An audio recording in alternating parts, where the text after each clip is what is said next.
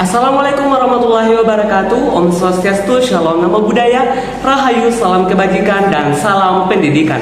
Dosen yang terhormat, Ibu Dr. Kartika Hajati, MPD, dan teman-teman sekalian yang pandai dalam berpikir. Perkenalkan, nama saya Wahab dengan NIM H0124325 dari Prodi Pendidikan Bahasa Inggris. Nah, pada kesempatan ini saya akan mempresentasikan tugas final implementasi Project Based Learning media pembelajaran mata kuliah belajar dan pembelajaran.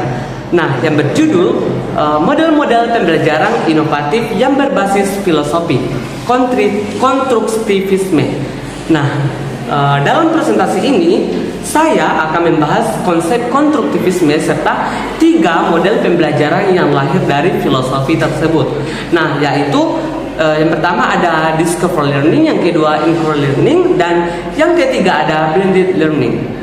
Nah, di era abad ke-21, dunia pendidikan mengalami banyak perubahan. Nah, jika dahulu pembelajaran cenderung berpusat pada guru, nah tetapi saat ini pembelajaran lebih menekankan keaktifan peserta didik. Nah, di mana siswa tidak hanya menerima informasi secara pasif, tetapi diharapkan mampu membangun pengetahuannya sendiri melalui pengalaman belajar. Nah, oleh karena itu diperlukan model pembelajaran yang mampu mendorong siswa berpikir kritis, kreatif, dan aktif dalam proses belajar. Nah, salah satu filosofi yang mendukung perubahan tersebut adalah konstruktivisme.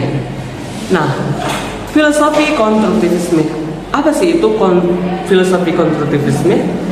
Jadi, filosofi konstruktivisme adalah pandangan yang menyatakan bahwa pengetahuan tidak dapat dipindahkan begitu saja dari guru kepada siswa.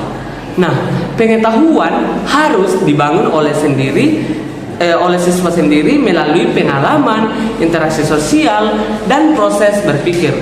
Nah, dalam pendekatan ini, guru berfungsi sebagai fasilitator. Saya ulangi, fasilitator. Nah, yang membantu siswa menemukan dan memahami konsep. Nah, oleh karena itu, pembelajaran harus memberikan kesempatan kepada siswa untuk aktif mengeksplorasi dan menemukan pengetahuan. Nah, berdasarkan filosofi konstruktivisme, berkembang berbagai model pembelajaran inovatif. Nah, dalam presentasi kali ini saya akan fokus pada 3 model utama seperti yang saya katakan tadi, yaitu ada discover learning, yang kedua inquiry learning, yang ketiga blended learning. Nah, ketiga model tersebut memiliki karakteristik yang berbeda, tetapi sama-sama menempatkan siswa sebagai pusat pembelajaran. Nah, baik, yang pertama saya ingin membahas discovery learning. Discovery learning merupakan model pembelajaran yang dikembangkan oleh Jerome Bruner. Nah, model ini memberikan kesempatan kepada siswa untuk menemukan konsep atau pengetahuan secara lebih mandiri. Nah, di mana guru tidak hanya memberikan jawaban, melainkan membimbing siswa melalui berbagai aktivitas pembelajaran.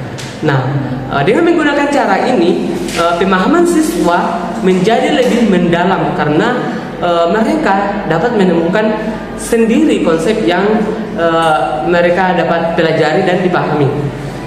Nah, adapun tahapan dari discover learning ini, di sini ada 6 tahapan, yaitu yang pertama ada stimulation, yaitu pemberian rangsangan kepada siswa.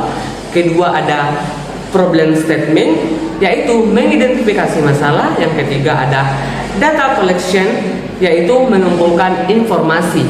Yang keempat ada data processing, yaitu mengolah data yang diperoleh. Dan kelima ada verification, yaitu membuktikan hasil temuan. Dan terakhir ada generalization, yaitu menarik kesimpulan.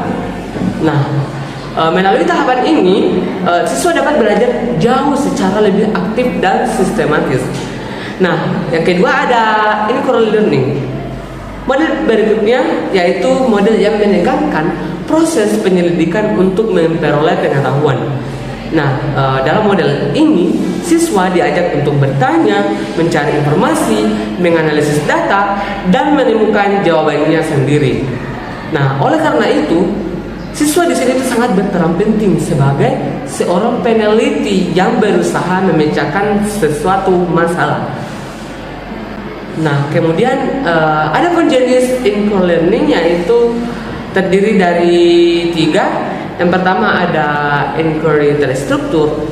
Nah, di mana guru menyediakan masalah dan prosedur yang jelas. Yang kedua ada inquiry terbimbing, yaitu siswa diberi kebebasan lebih banyak dengan tetap mendapatkan arahan dari guru.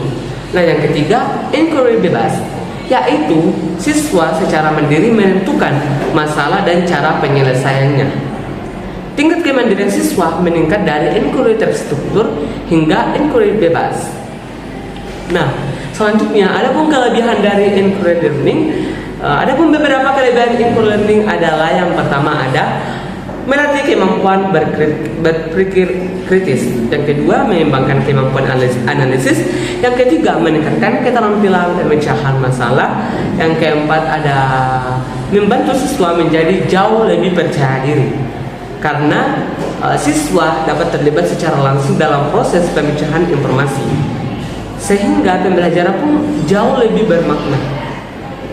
Nah, ada pun selanjutnya ada blended learning. Blended learning merupakan model pembelajaran yang menggabungkan pembelajaran tatap muka dengan pembelajaran daring. Nah, kedua model ini memanfaatkan perkembangan teknologi digital dalam proses belajar. Dengan blended learning, siswa dapat mengakses materi kapan saja dan di mana saja tanpa terbatas ruang dan waktu. Nah, adapun strategi dari blended learning, yaitu beberapa strategi yang dapat digunakan dalam blended learning, antara lain yaitu ada learning management, sistem atau LMS, diskusi daring, project based learning, kolaborasi virtual, dan video pembelajaran interaktif. Nah, dari strategi ini dapat membantu siswa belajar fleksibel dan mandiri.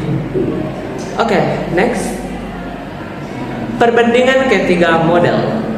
Nah, jika kita bandingkan ketiga model seperti yang saya katakan tadi, mereka itu memiliki fokus yang berbeda. Dan di mana discovery learning itu berfokus pada proses menemukannya konsep, sedangkan inquiry learning itu berfokus pada penyelidikan masalah, dan blended learning berfokus pada integrasi teknologi dalam pembelajaran. Nah, meskipun ketiganya berbeda, mereka itu memiliki sama-sama mendukung pembelajaran yang berpusat pada siswa. Nah, selanjutnya, berdasarkan analisis saya, ketiga model ini sangat relevan untuk diterapkan dalam pendidikan modern. Namun, melihat bahwa blended learning memiliki keunggulan jauh lebih unggul dikarenakan mampu menggabungkan pembelajaran konvensional dengan teknologi digital. Nah, model ini juga sesuai dengan kebutuhan generasi saat ini, yang dimana generasi saat ini itu sangat dekat dengan yang namanya teknologi handphone. Nah, meskipun demikian, keberhasilan setiap model tetap bergantung pada kemampuan guru dalam merancang pembelajaran. Nah, dari materi yang saya pelajari, saya menyadari bahwa pembelajaran yang baik tidak hanya berfokus pada penyampaian materi. Siswa perlu diberi kesempatan untuk aktif, mencari, menemukan, dan membangun pengetahuannya sendiri.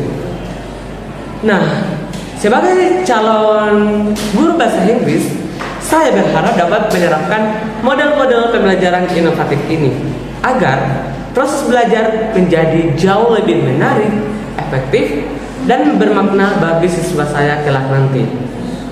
Nah, sebagai kesimpulan, dapat disimpulkan bahwa filosofi konstruktivisme melahirkan berbagai model pembelajaran inovatif yang berpusat pada peserta didik. Discovery learning, inquiry learning, dan blended learning memberikan kesempatan kepada siswa untuk belajar jauh secara aktif, mandiri. Nah, Dari ketiga model tersebut juga mendukung pengembangan keterampilan abad ke-21 yang sangat dibutuhkan saat ini. Nah, itulah tadi pemaparan presentasi saya kali ini. Jika ada kekurangan kata, mohon dimaafkan. Wabillahi taufiq wal hidayah. Wassalamualaikum warahmatullahi wabarakatuh. Om Santi Santi, Om Swastiastu, Namo Buddhaya. Salam pendidikan.